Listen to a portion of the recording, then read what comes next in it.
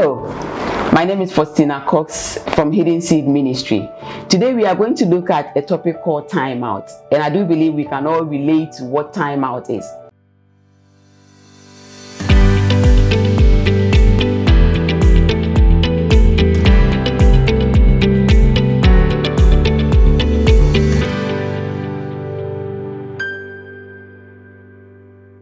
In the game of basketball, timeout means that the time where the coach calls out his players aside, redirect them, re-strategize things, boost their morale, everything he has to do to make them rethink and redo things better. He does it so that the people go back on the pitch and does well and win the game.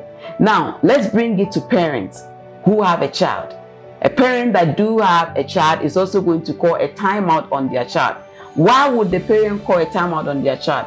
This is the point where the child is probably misbehaving or acting out somehow or doing things that are not expected. When it happens that way, the parents call for timeout. They let the child sit somewhere, reflect on the things that he or she is doing that is affecting other people. That is not the best. So when the child is alone, he starts thinking, he starts knowing that this is not the right thing to do. And then after that, they call the child back. And normally when this happens, the child comes back reformed, comes back changed, comes back apologizing to the parent that thank you or sorry mommy for what I did and thank you for letting me go through it because I learned a lot out of it. Let's bring it down to Christianity. What is timeout when we talk about it in Christianity? Our lives as Christians.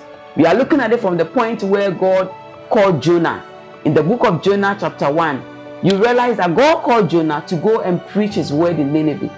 Jonah decided to go a different way, and then God drew him back to himself by letting him spend some days in the belly of a whale or a fish.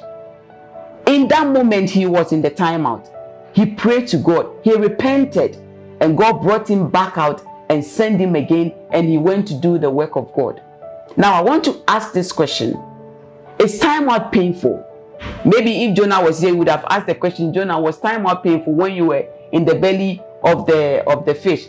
But one thing I realized is that it's very uncomfortable. Nobody wants to go into the timeout because it shifts your attention away from what you think is right, and it pushes you to an area where you think you are not supposed to go. It takes you from your comfort zone and makes you somehow appear as if you are uncomfortable with everything that is going on around you.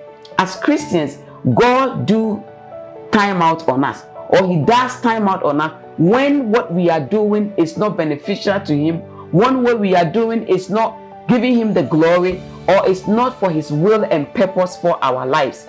So when Jonah came out, he did the work of God, and of course God blessed what he did, and the people got repented.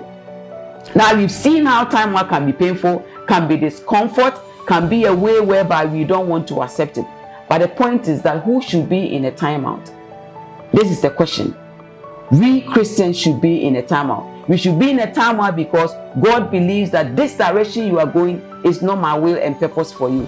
And so I want you to redirect yourself and come to the purpose that I want you to be.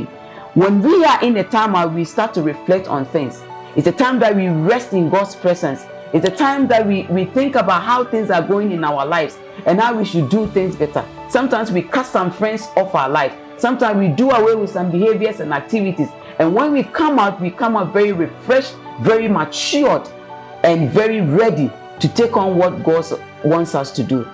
I want to encourage you in your line of business, as a parent, or whatever it is that you are doing right now.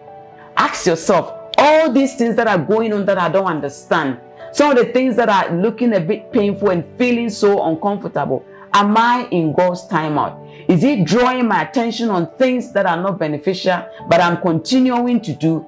If I am, then I need to listen to him, get back to him, ask him these questions, and let him redirect me back to himself so I can do the best and what he wants me to do and come out very successful.